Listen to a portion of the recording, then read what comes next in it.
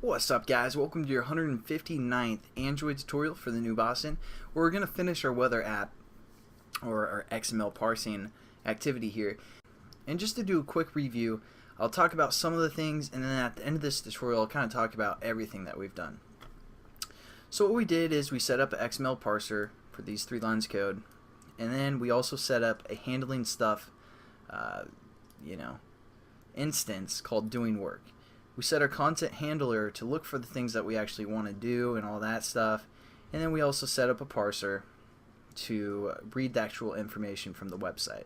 So we set up this instance called doing work, which is basically our handle. It's telling our XML reader what to look for, all that good stuff, and then we're going to parse it from this website, or this input source, which is our website that we're referring to. And then what we're going to do is we need to still set up a string to set our text value as. So what we're going to do is we're going to relate to our handler, or basically this class called the handling XML stuff. So what we're going to do is we're going to set up a string, and we're going to call this information.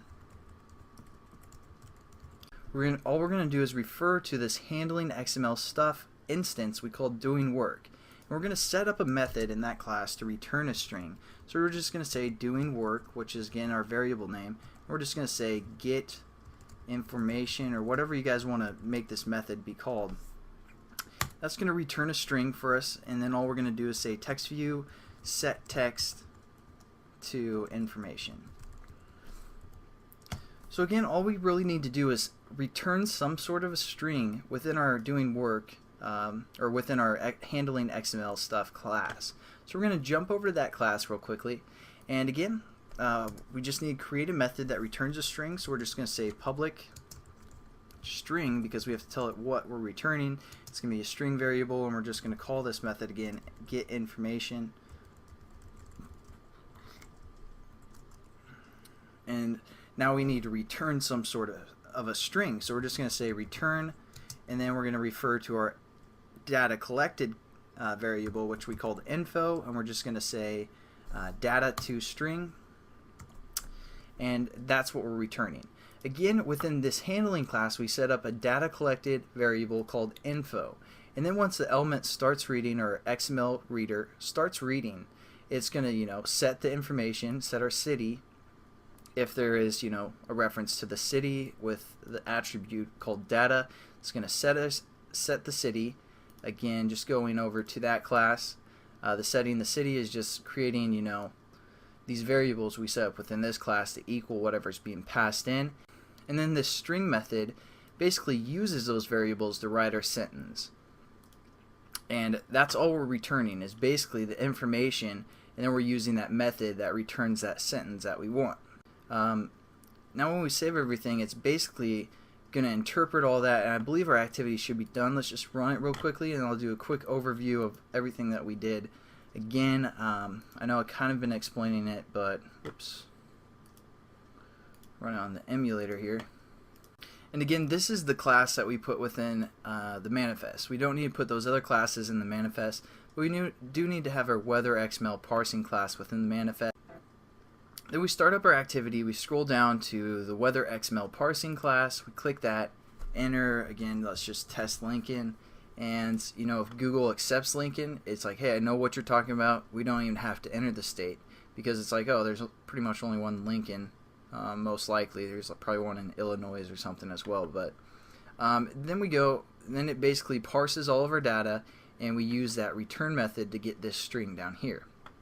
So let's quickly talk about everything that we have done.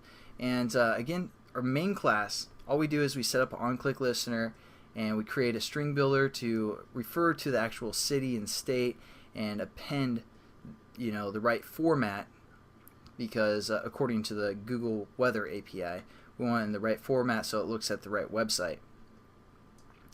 Then we just create a string or a URL that we're going to read, and we set up an XML reader just through the SAX parser factory, through the SAX parser, and then finally the XML reader.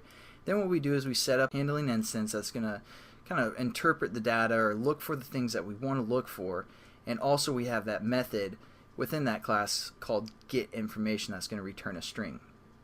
So now that we have our reader is going to do the work that we want it to do, and we're going to parse it from this website, which again is just the Google Weather API. And then we're just going to create a string that gets the information and set the text view. But again, this getting information from our handler. So let's go into our handler class, talk about that real quickly.